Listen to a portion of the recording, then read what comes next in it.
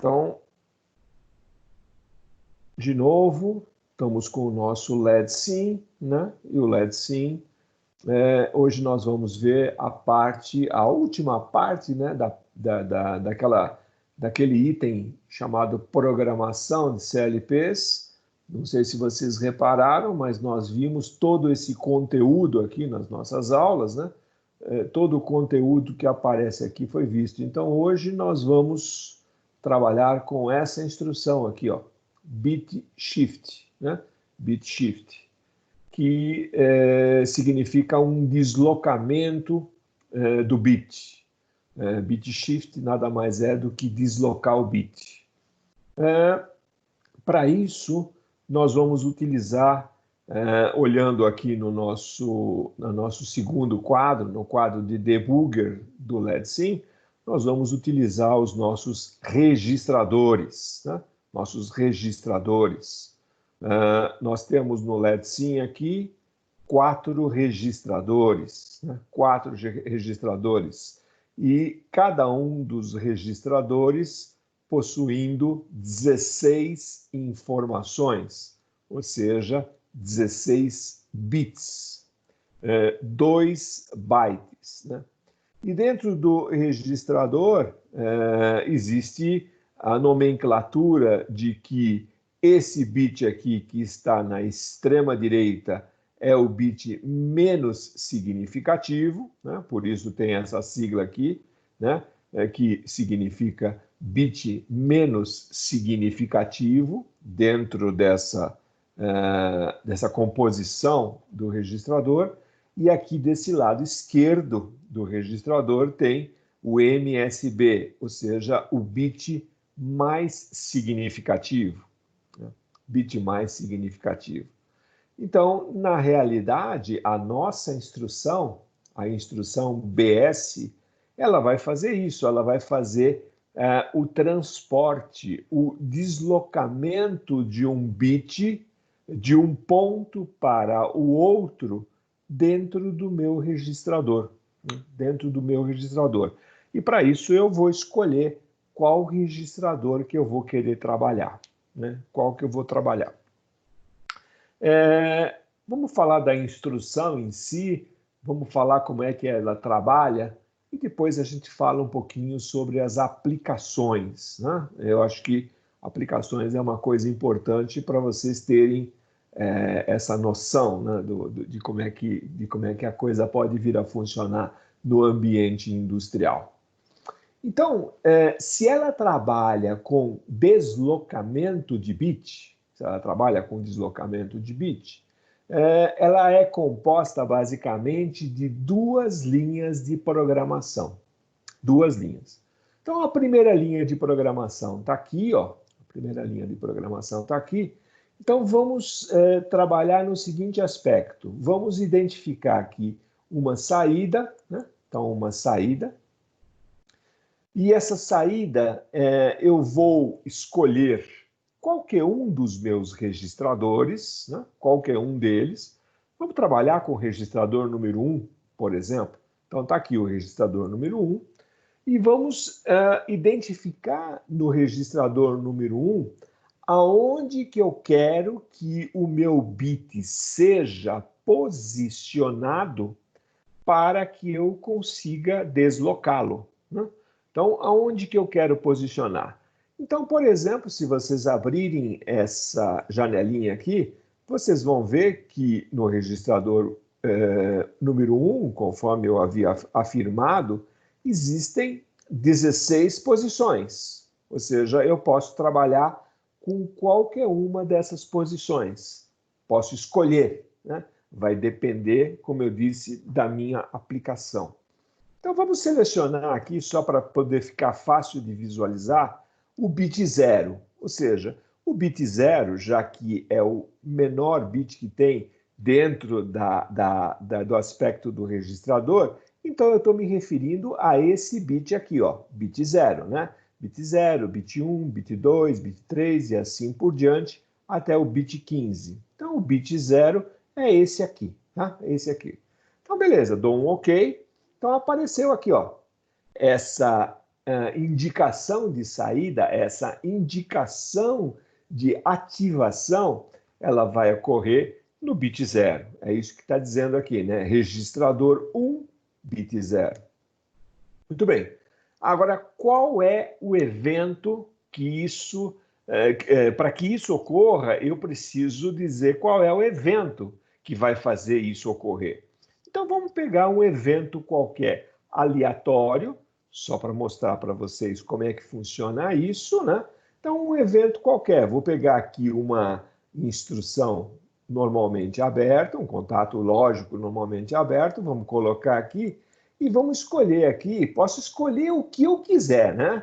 Como vocês já devem ter observado, posso escolher o que eu quiser.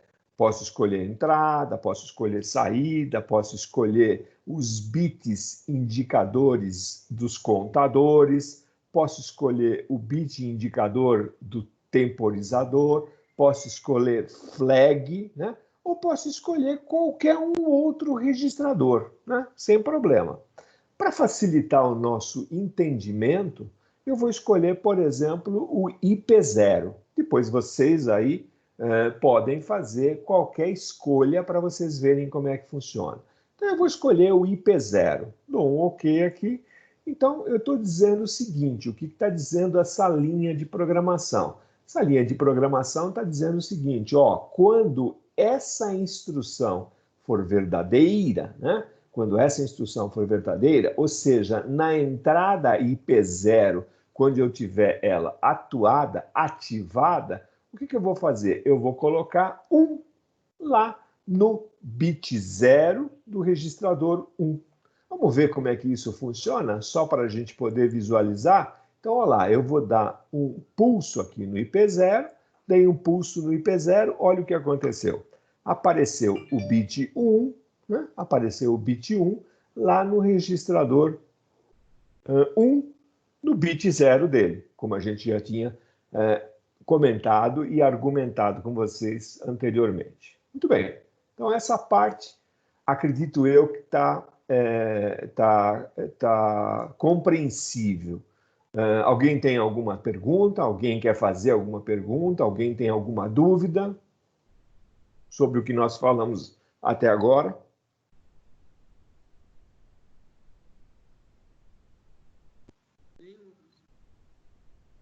Ouvi muito baixo, mas eu acho que eu ouvi nenhuma. Muito bem, então eu vou acrescentar mais uma linha de programa. Como eu disse para vocês, o bit shift, eu sempre preciso de 2 linhas de programa.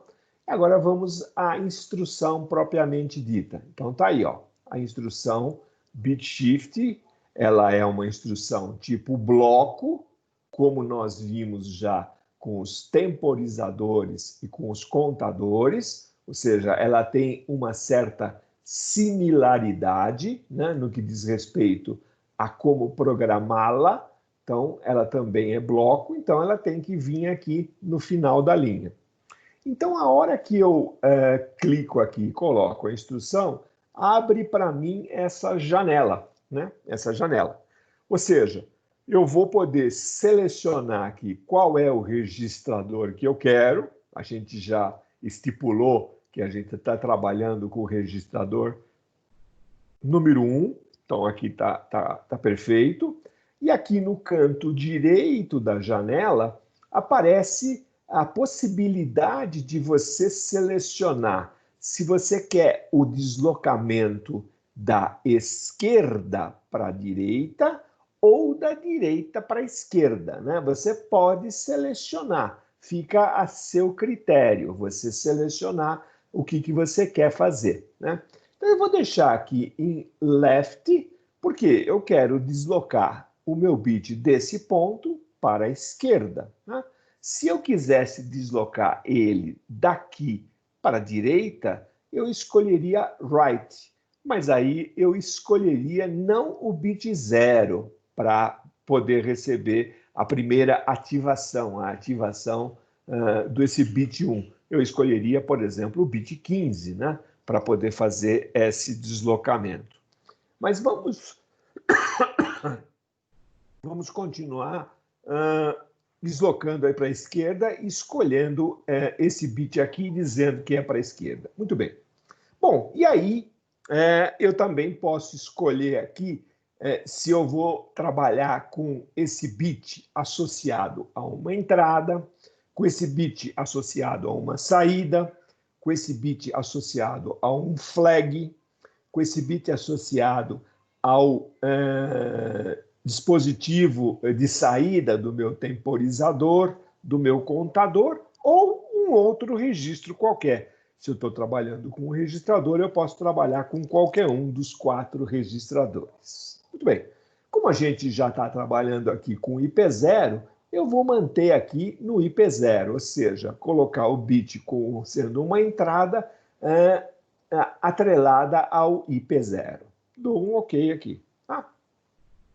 Então, observem que essas informações apareceram aqui para nós no nosso ladder, ou seja, trata-se de um bit shift left, ou seja, para a esquerda. Estou trabalhando com o registrador número 1, tá? E estou trabalhando com a informação que eu estou obtendo no IP0, né? IP0. Então, apareceu aqui de tal forma que qualquer um que quiser olhar o meu diagrama vai entender isso.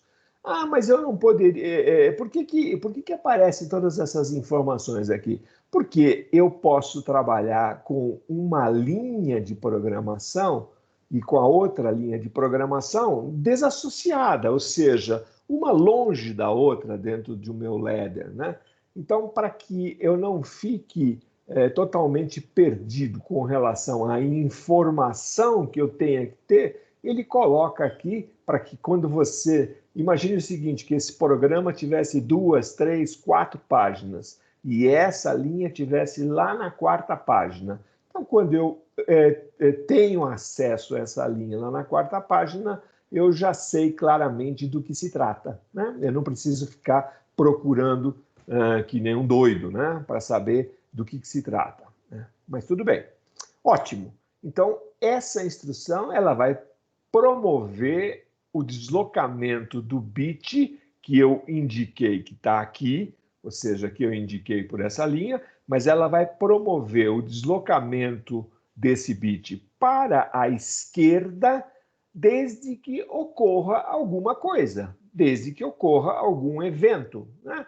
Desde que exista um evento associado a esse deslocamento, né? Então, vamos aqui, depois eu explico com mais detalhes, ou agora mesmo eu posso explicar, só vou colocar aqui a instrução que eu quero utilizar para fazer esse deslocamento. Eu vou usar aqui, por exemplo, IP1, né? IP1, né? Eu poderia usar qualquer uma das 15, estou usando IP1. Então, o que eu quero dizer é o seguinte, imaginem se você tivesse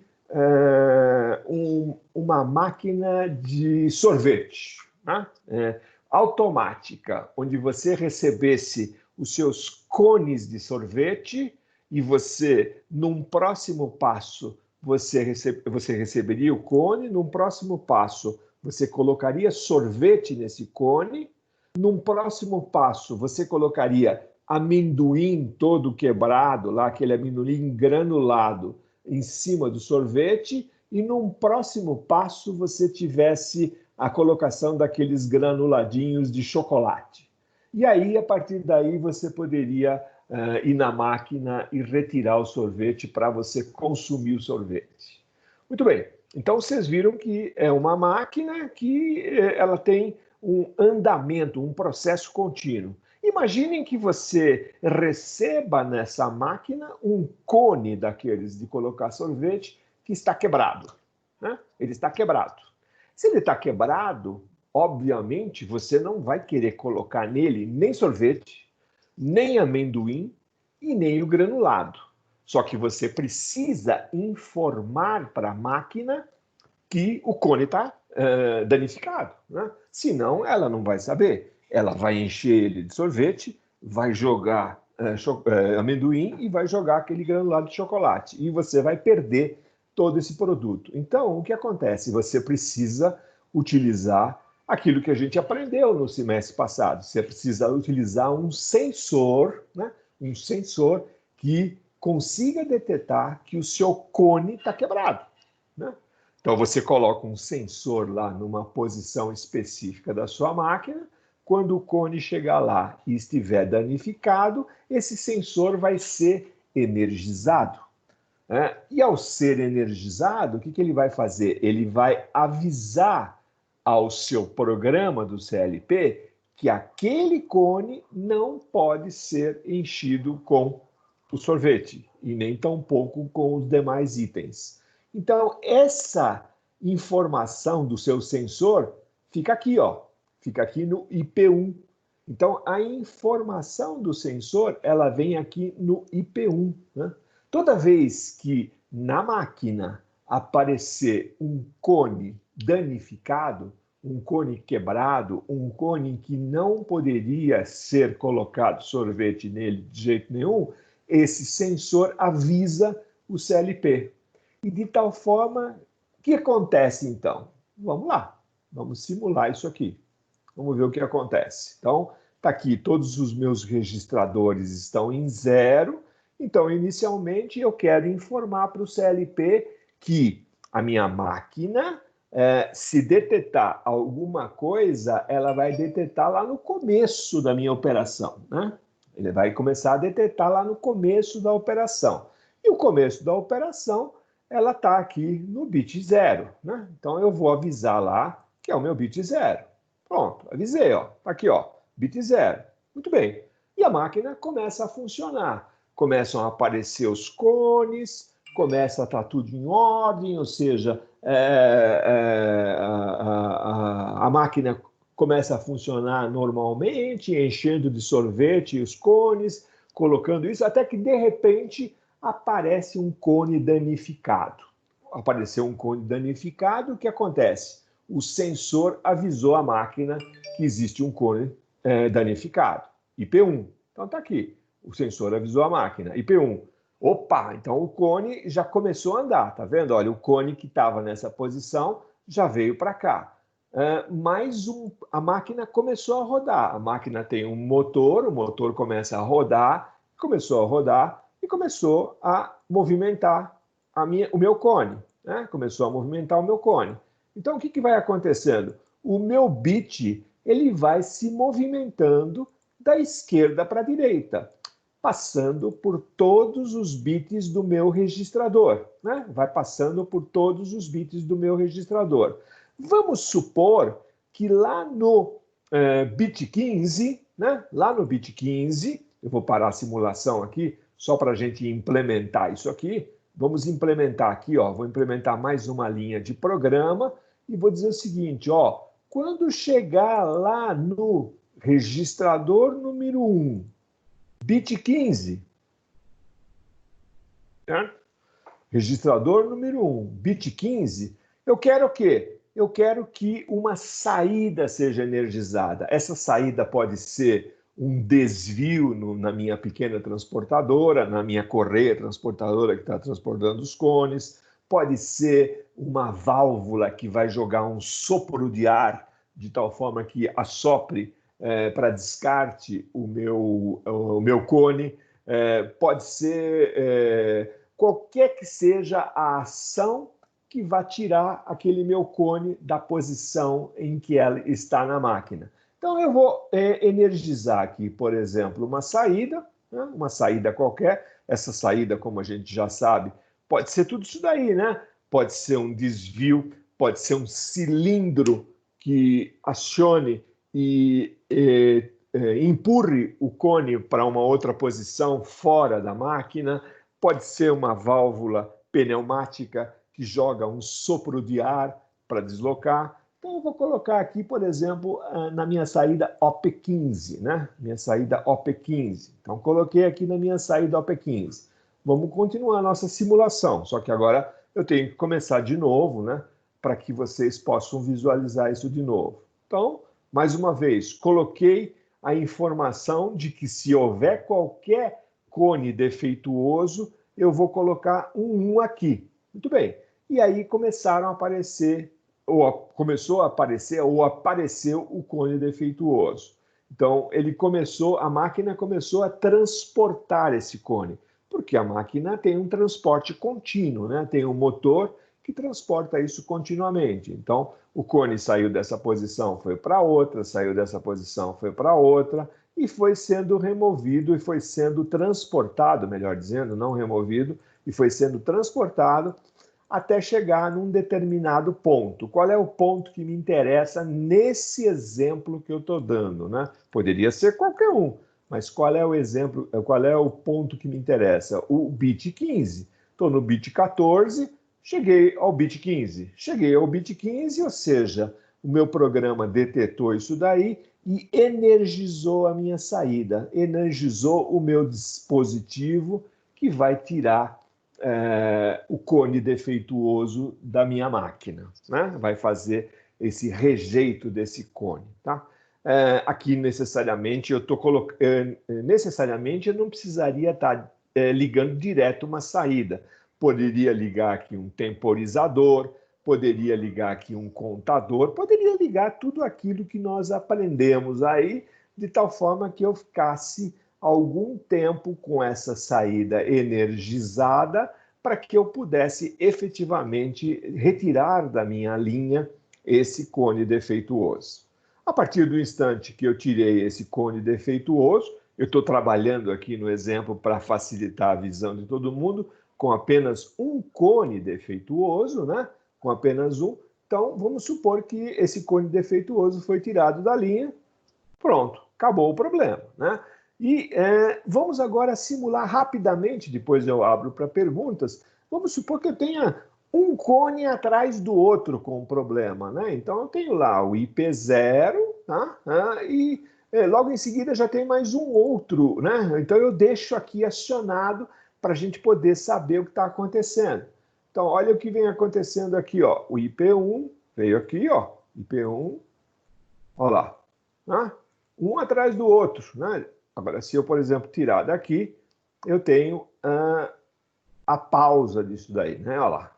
Tá? Então, imagine o seguinte, eu tive aqui 1, 2, 3, 4 cones defeituosos, né? Que eu preciso, de alguma forma, tirar da linha, né? Preciso tirar da linha. Então, isso vai sendo feito dessa forma, né? Acho que já deu para perceber, pessoal. Antes disso, vamos deixar para as dúvidas agora. Dúvidas, questões, perguntas que vocês tenham para fazer.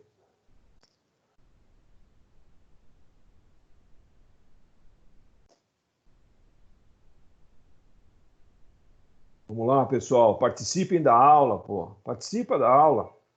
Como é que vocês querem aprender se vocês não participam da aula?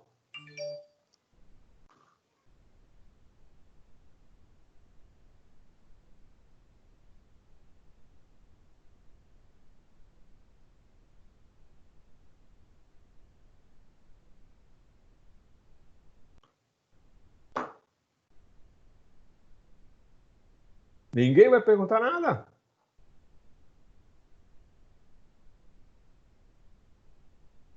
Pode falar, Nathan. Fala, Nathan. Você está com o braço levantado. Pode falar.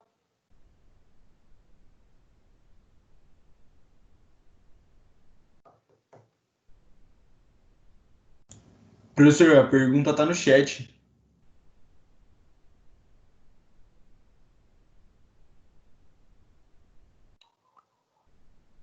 Primeiro ele falou que travou a ligação. Depois travou aqui, não. Então é a internet daqui. Como faz para zerar o registrador? Como faz para zerar o registrador? Acredito que ele não tenha observado aí, né? Ou seja, para zerar o registrador, eu preciso caminhar com a minha peça defeituosa, né? Peça, nesse caso, significa cone do meu sorvete, né? Então, neste caso aqui, onde eu tinha 1, 2, 3, 4 cones, o que eu vou fazer? Eu vou continuar caminhando com o meu registrador, com o meu bit no registrador. Então, eu continuo caminhando lá, ó, IP1, IP2, IP3, IP4, IP5, O primeiro caiu fora, o segundo vai cair fora agora, o terceiro caiu fora agora e o quarto caiu fora agora. Nesse momento, eu tenho o meu registrador totalmente zerado. Isso não significa que eu não deveria ou não devesse estar recebendo mais cones com problema, defeituosos. Então, eu posso ter aqui a continuidade, posso estar recebendo aqui mais cones defeituosos, né? O momento que eu quero registrar, o que eu quero do registrador é exatamente isso, que ele mostre para mim quais são os objetos ou quais são os elementos, né? Vamos chamar assim, os elementos que estão defeituosos, né? Então, o registrador ele vai ser zerado a partir do instante em que o bit shift levar o meu bit até a outra extremidade. Tá? Parece que ele está sem microfone, então sanou a dúvida aí? Resolveu a dúvida?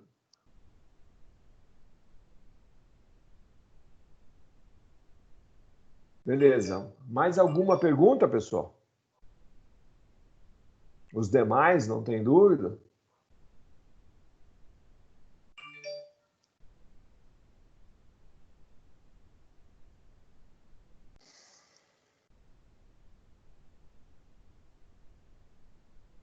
Muito bom. Então, o que eu queria falar aquela hora que eu interrompi é aonde eu aplico isso aqui, né? Aonde eu aplico? Onde isso é aplicado nas indústrias, né? Isso é aplicado principalmente quando você tem essa parte de envasamento de refrigerante, de cerveja, de qualquer que seja o líquido, né, consumível, né? Eu posso ter uma garrafa defeituosa, que ela tem que ser eliminada.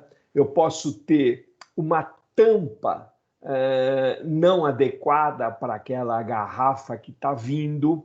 Eu posso ter o rótulo da garrafa também, vamos dizer, deformado e não adequado para colocar na garrafa. Então, o que acontece? Esses processos de envasamento na indústria automobilística, eles são muito rápidos, né? Extremamente rápidos. Então, é por isso que eu utilizo claramente esse tipo de programação no CLP para poder detectar esses materiais ou esses dispositivos defeituosos e fazer o rejeite antes que eu acabe abastecendo, né? Então, para isso é utilizado exatamente esse bit shift, né? O que eu tenho, eu separei aqui para vocês, só para vocês terem uma ideia. Eu vou colocar esse material que eu estou expondo aqui lá no canal da aula, né? Que é a nossa aula, que eu acabei mostrando aqui agora, mostrando que basicamente o bit shift nada mais é que uma espécie de um trem, né? Um trem onde eu vou puxando os meus bits à medida que eu vou caminhando. E como é que isso é usado lá na indústria para poder fazer esse deslocamento, né? Usa-se aquilo que a gente aprendeu lá no ano passado, no semestre passado, melhor dizendo, na parte de sensores, os encoders, né? Os encoders. Então, tem um encoder, um chamado encoder incremental, que ele é conectado à ponta de eixo do motor ou de um rolo acionador, né? Normalmente uma correia transportadora, ela tem um motor e lá na outra extremidade tem apenas um rolo que não tem nenhum tipo de acionamento, que ele só fica girando, né? Conforme o meu motor está tracionando a correia. E lá nesse tambor é instalado um disco como esse daqui, que é chamado de um disco de encoder, né? Esse disco de encoder, ele tem vários orifícios aqui, né? Aqui tem uma representação mais simplória, aqui tem uma representação mais completa. Esses orifícios têm como principal função deixar passar luz normalmente é laser, né? De um sensor fotoelétrico, ou chamado de sensor óptico, né? Então, esse sensor óptico, à medida que você vai tendo os pulsos gerados pela rotação desse disco com esses furinhos, eu consigo medir a rotação do motor. E ao medir a rotação do motor, eu consigo saber exatamente a posição da minha esteira. E sabendo a posição da minha esteira, exatamente eu sei aonde está a posição daquele dispositivo, daquele produto que está danificado. Seja ele uma garrafa, seja ele uma lata, né? Pode ser uma lata sem tampa, né?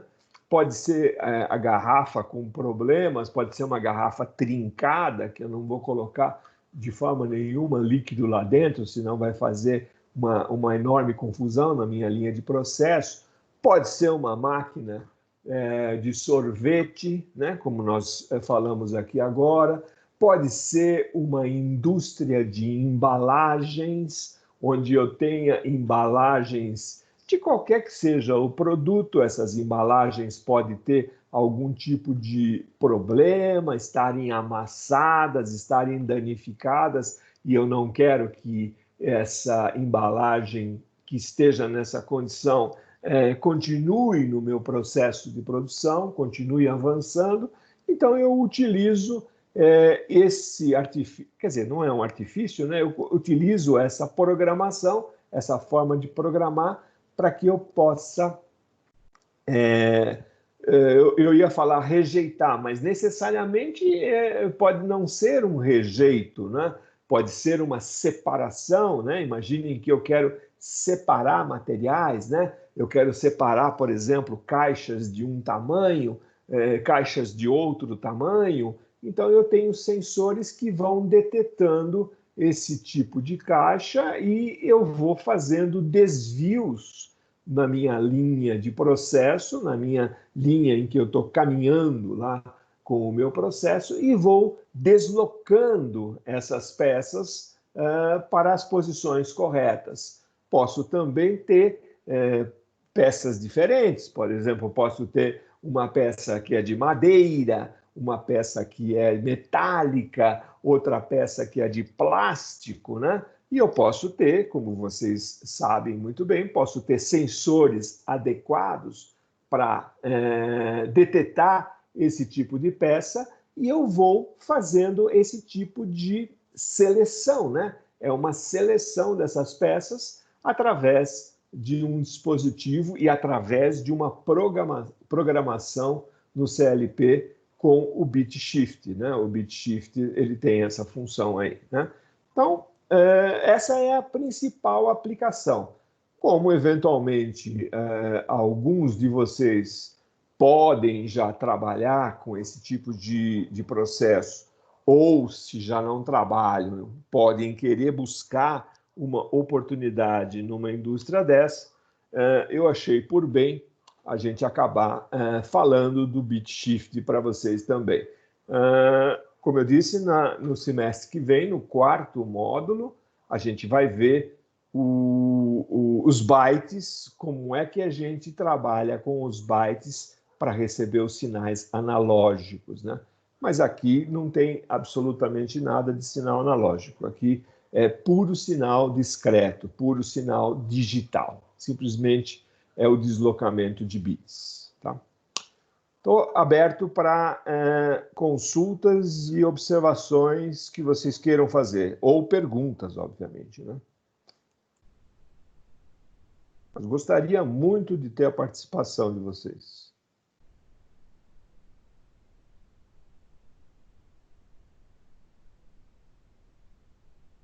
Ninguém levantou a mão, ninguém falou nada no chat.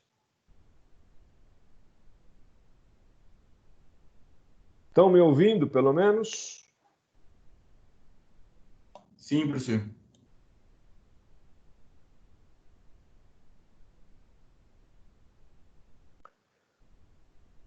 Bom, ok. Ok. Como atividade, Professor, conforme eu tá conseguindo me ouvir, professor? eu estou ouvindo. Ah, sim. Ouvindo Como que você, faz mais para... meia dúzia falando. Como que faz pra... Por exemplo, que ali eu só consegui ver o senhor registrando um por um, mas tem como, tipo, por exemplo, o senhor avançou um e zerou o outro. Foi avançando em um por um. Tem como, por exemplo, eu quiser, sei lá, fosse 2100? Eu não vi o senhor fazendo isso.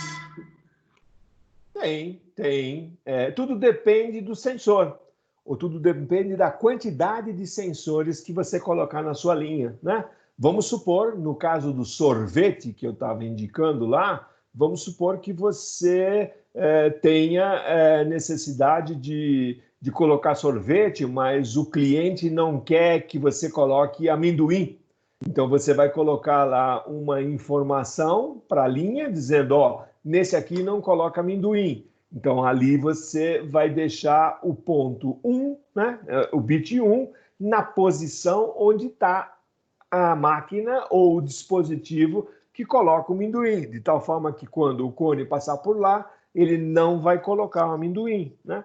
Vamos supor que o outro cliente colocou um pedido e falou, não, eu não quero aquele granulado de chocolate, né? Aquilo me faz mal. Então, você vai de novo colocar um sensor lá na posição onde a máquina adiciona o granulado de chocolate, de tal forma que ali não vá acrescentar o chocolate. Então, você pode fazer inúmeras coisas. Vamos supor que a minha linha é enorme, é muito grande. Ótimo, você pode usar os 4 registradores. Quando acaba um, começa o outro. Quando acaba o outro, começa o outro. Quando acaba o outro, começa o outro. Até que você pode utilizar todos os 4 registradores, né?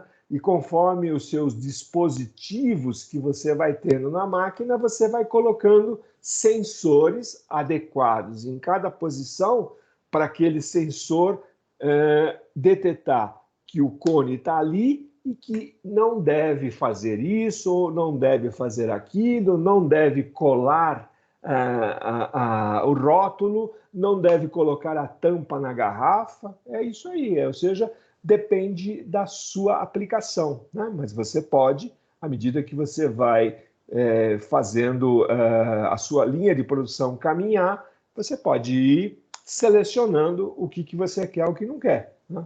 Então, a partir disso, você vai colocando sensores na sua linha. Isso que você falou, por exemplo, imagine o seguinte, eu coloquei aqui o primeiro no ponto 1, tá? E, vamos dizer, caminhei um pouco com a minha linha, tá? Vamos supor que agora entrou uma outra peça. Ótimo, então tá aqui, ó, né? Caminhei um pouco mais com a linha. Entrou mais uma outra peça. Caminhei um pouco mais com a linha. Entrou mais uma peça em seguida. E assim por diante, né? Então eu vou posicionando, né? Eu posso ter vários sinais idênticos a esse do IP0, dependendo dos meus dispositivos que eu tenha, né? Eu só preciso de uma informação, que é essa de IP1, que é o andamento da minha linha. Ou seja, aqui entra aquilo que eu estava dizendo para vocês. Aqui entra o sinal do meu encoder, né? O sinal do meu encoder incremental, de tal forma que, conforme o encoder vai mandando os pulsos para o meu CLP, eu vou sabendo aonde que está aquela peça, ou aquele dispositivo, ou aquela parte que está com algum problema, ou que eu quero separar, por alguma razão. Então, eu posso fazer isso sim, tá? Posso fazer isso sem problema. Que mais?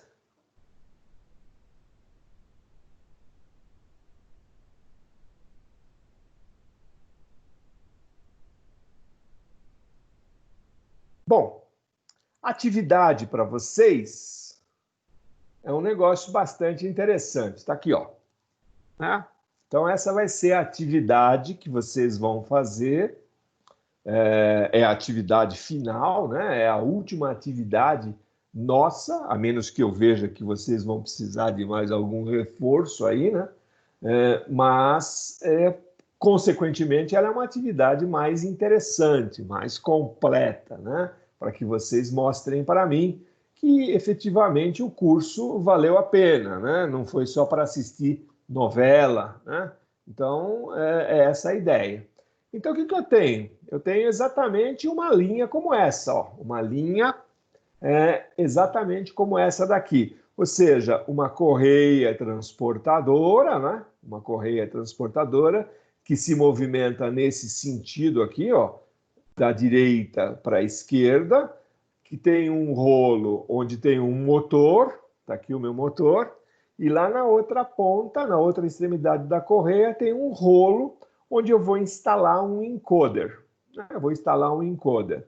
Então, o encoder, à medida que a correia anda, à medida que a correia transporta as peças, ela vai gerando um sinal como esse mostrado aqui para vocês do encoder, né? Pulsos, 0 e 1, 0 e 1, 0 e 1, e assim por diante, de tal forma que eu consiga saber em que posição que está a minha peça, né?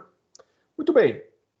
Além disso, nessa posição aqui, ó, nessa posição, eu vou ter uma máquina de ar comprimido que vai soprar o ar toda vez que a peça defeituosa chegar nessa posição. Então tá aqui, ó, uma estação de rejeito, né? Uma estação de rejeito.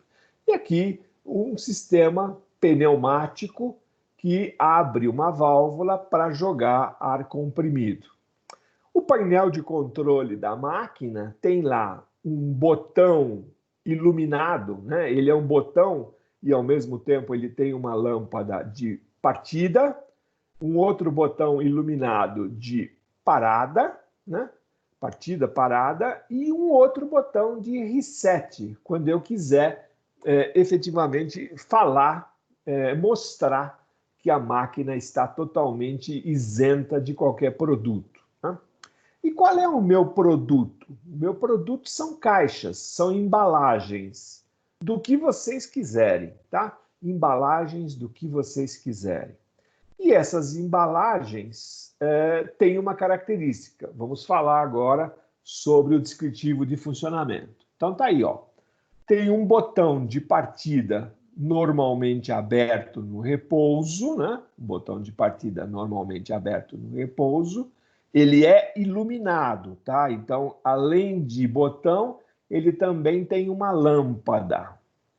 É usado para dar partida no transportador. E um botão de parada, tá aqui o botão de parada, que também ele é iluminado, tá? Então, quando eu acionar o botão, a lâmpada acende. Então, o botão de parada, que ele é normalmente fechado, como nós já vimos aí em várias aplicações, botão de desliga, botão de parada, sempre é normalmente fechado no repouso. Aí eu tenho dois sensores, um sensor A e um sensor B. Sensor A, sensor B. Então, o sensor B detecta o produto na correia transportadora, ou seja, toda vez que eu colocar a embalagem aqui, imagine o seguinte, quando eu falo eu estou dizendo pode ser um ser humano ou pode ser a conexão com um robô, né? Pode ser um robô que deposita a peça aqui, pode ser uma outra correia transportadora que vem lá de uma outra direção que coloca a peça aqui, né? Então, eu aqui significa muita coisa. Então, eu vou ter uma peça aqui. Esse sensor, o sensor B, está aqui para isso, para detectar se existe peça. Muito bem. E o sensor A? O sensor A vai detectar se o referido produto é muito grande e precisa ser rejeitado. Por quê? Provavelmente aqui na frente eu tenho uma outra continuidade do meu processo e eu não posso receber embalagens muito grandes, né? Então eu tenho que receber embalagens só de um determinado tamanho. Qual é o tamanho? Esse aqui, né? Se eu receber uma embalagem assim, eu tenho que rejeitar, porque senão vai me criar problema lá na frente. Então tá lá, o produto é rastreado ao longo da correia transportadora, ou seja, através do encoder, né? Através do encoder, eu vou indicar, o sensor A e B vão dizer para mim, opa, tem um produto muito grande aí na correia transportadora, tá? Então aí ele sabe onde é que está o produto, começo a rastrear, ou seja, começo a seguir o meu produto. E quando está sobre a estação de rejeição, ou seja, quando o produto chegar aqui, ó, a estação de rejeição expulsa o produto, que aqui nós estamos dizendo que tem um defeito, esse produto está com defeito. Ou seja, ele está com a caixa muito maior do que deveria estar, mas necessariamente não precisaria ser defeito. O produto é colocado aleatoriamente na correia. Isto é, como eu disse, pode ser um ser humano ou pode ser um robô ou qualquer outro transportador que transporta esse produto. Portanto, um codificador incremental, entenda-se, encoder, é usado para rastrear o movimento do transportador. Então, nós vamos rastrear isso daí. O botão de reset normalmente aberto, também iluminado, tá? O botão de reset sinalizará, por isso que ele tem que ser iluminado, né? Que todo o produto no transportador for removido entre os sensores e a estação de rejeição. Ou seja, vamos supor que o operador viu que não está chegando mais nenhum produto. Se não está chegando mais nenhum produto, significa que a correia está totalmente vazia, né? Se ela está totalmente vazia, ele vai lá e reseta, ele informa que a correia está vazia, tá? O transportador está vazio. Então vocês vão fazer o nosso programinha, um programa em Ladder, um programa completo, né? O descritivo de funcionamento está aí. Vamos precisar fazer o mapa de entradas e saídas e vamos precisar fazer o Ladder, né? Vamos entender como é que isso eu coloquei aqui, vou disponibilizar isso tudo para vocês. Eu coloquei aqui uma figurinha dinâmica, né? Um GIF, né? Então observem aí, ó, quando a caixa é sentida pelo sensor, o que acontece? Observem aqui embaixo no Shift Register, né? Olha lá, quando a caixa grande atingir aqui, ó, o bit 1, ele começa a caminhar. E ele começa a caminhar mediante o quê? Mediante o sinal do meu encoder, né? Mediante o sinal do meu encoder, né? É assim que vai funcionar esse processo aí, né? E é isso que vocês têm que apresentar para mim até o dia 22, né? A última data que eu vou aceitar é o dia 22 até as 23 horas. Tá? É esse o programinha, e isso vai valer tanto para as presenças de hoje como as de ontem, né? Conforme a gente tinha comentado com vocês na aula de ontem lá. Tá? Então, é esse a nossa atividade aí. Dá para fazer essa atividade?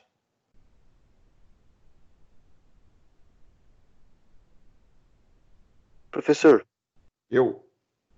o sensor A só aciona quando a caixa for maior? Vamos lá. O sensor A deteta se o referido produto é muito grande. Exatamente. O sensor A, ele só deteta que a caixa é muito grande. E o sensor B deteta que chegou uma caixa. Beleza, entendi, professor. Obrigado. Entendeu? Deixa eu ver. Tem alguém acionando o chat aqui.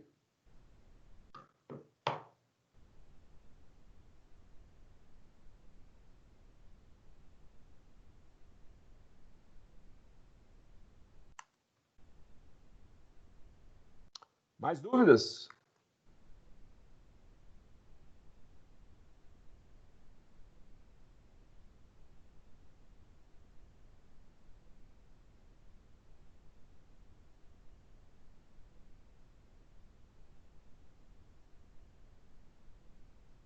Vocês estão parecendo o pessoal que eu dou aula no segundo horário, que é um pessoal que entra mudo, sai calado e não sabe nada. Por favor, participem da aula. Ô, professor, Ah, quando acontece um processo, qualquer processo em uma empresa, primeiro é desenvolvido a montagem ou primeiro eles fazem o programa para depois fazer a montagem? se você está trabalhando com uma empresa que vai adquirir máquina já pronta, o que acontece? Essa máquina ela já vem montada, já vem com todos os seus equipamentos mecânicos, seus sensores e, eventualmente, já com o CLP. Então, você vai receber a máquina e vai fazer a montagem da máquina.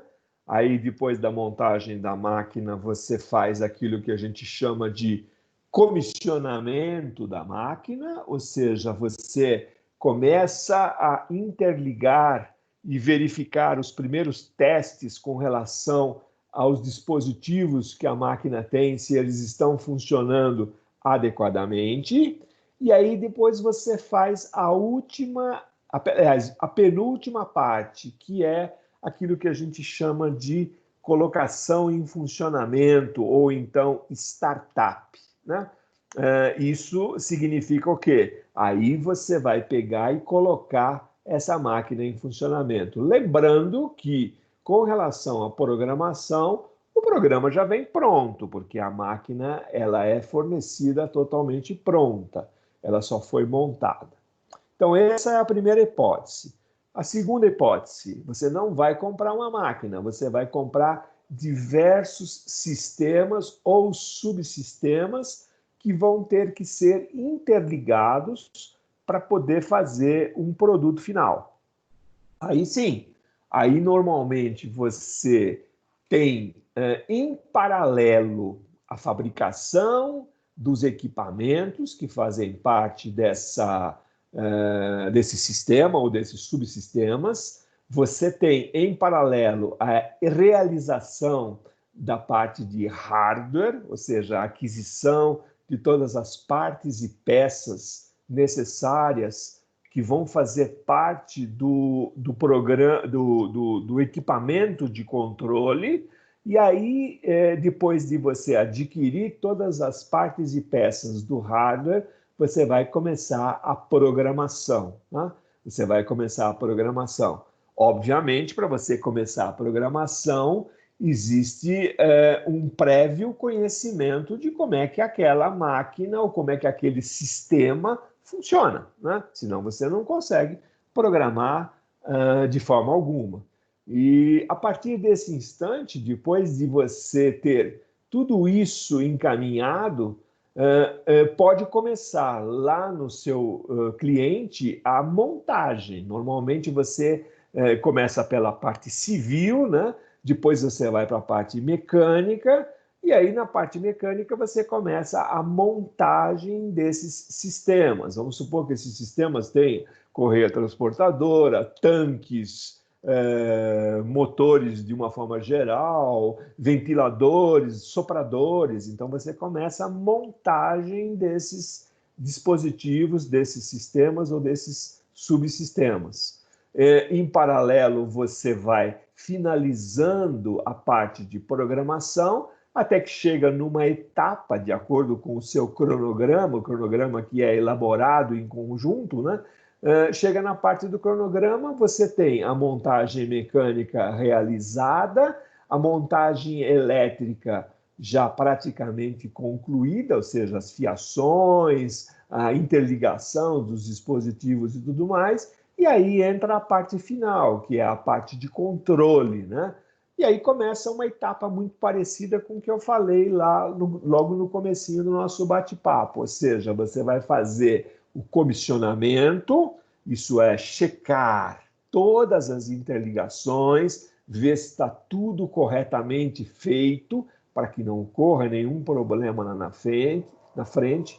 Depois de comissionada todo o sistema, você faz a colocação em funcionamento, ou seja, o startup, Ou seja, você começa a ligar os equipamentos, começa a colocar matéria-prima em quantidade bem pequena para ver se a máquina está fazendo ou se os sistemas estão fazendo exatamente aquilo que você queria, começa a fazer os ajustes finais e, a partir daí, você finaliza o seu startup.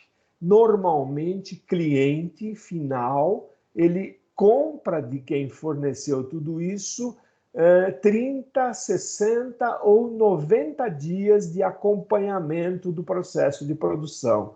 Ou seja, para saber se efetivamente aquilo que você fez está produzindo aquilo que ele esperava, né?